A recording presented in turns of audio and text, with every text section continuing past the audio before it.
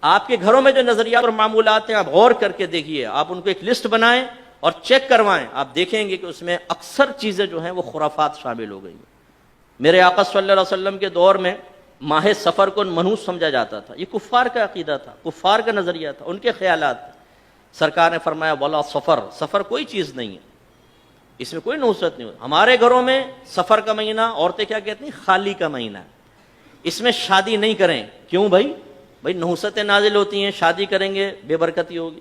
اتنا ان کے سمجھ میں نہیں آتا کہ سفر کے منحوس مہینے میں تو آپ نے شادی نہیں کی، تو اس کا مطلب ہے 11 مہینے تو بابرکت تھے نا، ان 11 مہینوں میں جو شادیاں ہو رہی ہیں ان کی کون سی برکات ظاہر ہو رہی ہے؟ یہ بتائیے، کس نحوست سے بچنا چاہتے ہیں؟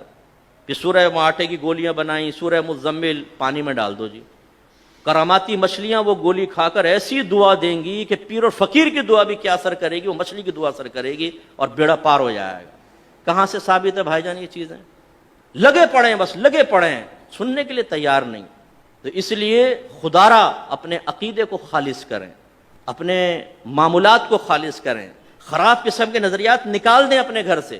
اور یہ کیسے ہوگا؟ جب آپ سیکھیں گے۔